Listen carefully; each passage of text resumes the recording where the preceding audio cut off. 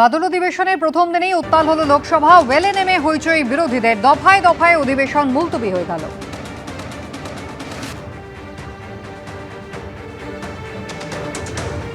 সংসদের বাদল অধিবেশনে নিট থেকে রাম মন্দিরের অনুদান তছরূপ বিভিন্ন বিষয়ে বিরোধীরা এককাট্টা হয়ে শুরু থেকেই হইচই শুরু করে। ওয়েলে নেমে বিরোধীদের হই হট্টগোল, দফায় দফায় মুলতবি হয়ে গেল লোকসভার অধিবেশন। श्रीमती संसदीय क्षेत्र से 12वीं संसदीय स्थायी समिति की सदस्य रही।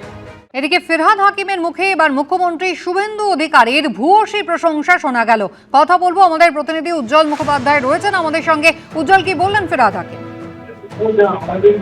দেখো, শুভেন্দু অধিকারীর বক্তব্য আমরা শুনেছি এবং তিনি আজকে বিধানসভায় দাঁড়িয়ে প্রত্যেক মন্ত্রীকে নির্দেশ দিয়েছেন যে বিধায়করা যে সমস্যার কথাগুলো উল্লেখ করবে এবং যে সমস্যাগুলো নিয়ে তারা মন্ত্রীদের দৃষ্টি আকর্ষণ করেন, প্রত্যেকটা সমস্যার উত্তর 7 দিনের মধ্যে দিতে হবে। অর্থাৎ তারা যে নির্দিষ্ট, আজকে যেমন সেচের সমস্যার কথা বলেছেন, কয়েকজন বিধায়ক তারা তাদের অঞ্চলে সাপের কামড়ে মৃত্যুর ঘটনা ঘটছে, কিন্তু সাপের এই যে বিষ, সেই ওষুধ সেটা নেই। এই ধরনের একাধিক সমস্যার কথা তিনি উল্লেখ করেছেন।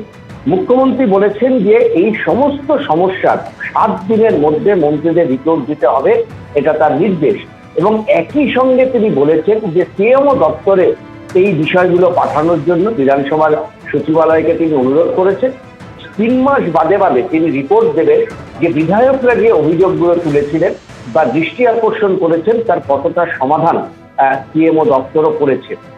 এখন মুখ্যমন্ত্রীর এই মন্তব্যের পর ফিরহাদ হাকিম তিনি বলতে ওঠেন এবং তিনি বলেন যে শুভেন্দু অধিকারী মুখ্যমন্ত্রী যে কথা জানালেন সেটা ঐতিহাসিক একটা বিষয় এবং যদি 7 দিনের মধ্যে মন্ত্রীরা রিপোর্ট দেন সেটা অত্যন্ত কার্যকরী। এবং তার বক্তব্য যে এই বিধায়করা দিনের পর দিন বলেন কিন্তু তাদের সেই বক্তব্যের কোনো প্রতিফলন ঘটে না। তার বক্তব্য ছিল যে তিনি বিরোধী এবং সরকার দু সময়ই বিধায়ক ছিলেন এবং এই যে সিদ্ধান্ত সেটা অত্যন্ত সঠিকভাবে মুখ্যমন্ত্রী কার্যকরী করার নির্দেশ দিয়েছেন। এখন প্রশ্ন উঠেছে যে ফিরহাদ হাকিম 15 বছর তিনি কিন্তু একাধিক গুরুত্বপূর্ণ দপ্তরের মন্ত্রী ছিলেন এবং তিনি কলকাতার মেয়র ছিলেন দীর্ঘ কয়েক বছর। ফিরহাদ হাকিমের কাছেও কিন্তু এরকম অসংখ্য প্রশ্ন দিনের পর দিন বিধায়করা করেছেন বিধানসভায় দাঁড়িয়ে, কিন্তু তার কতটা জবাব তিনি দিয়েছেন বা কতটা তা কার্যকরী হয়েছে সেটা অবশ্যই একটা বড় প্রশ্ন।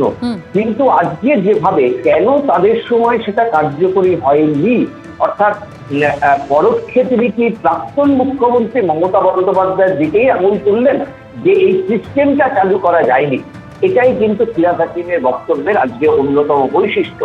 তিনি কিছুটা নিজেকে রক্ষা করার জন্য কখনো বিরোধী কখনো সরকার, তিনি দায়িত্বে ছিলেন, বিধায়ক ছিলেন, এইটা উল্লেখ করেছেন ঠিকই, কিন্তু তার বক্তব্যের মূল মোটিভই ছিল যে বিগত 15 বছর ধরে সরকার এই ধরনের সিদ্ধান্ত নিতে পারেননি, যে সরকারের তিনিও গুরুত্বপূর্ণ মন্ত্রী ছিলেন, কিন্তু এই নতুন সরকার 2 মাসের মধ্যে এই সিদ্ধান্ত নিলেন এবং মুখ্যমন্ত্রী সেই সিদ্ধান্তের কথা জানালেন বিধানসভায়।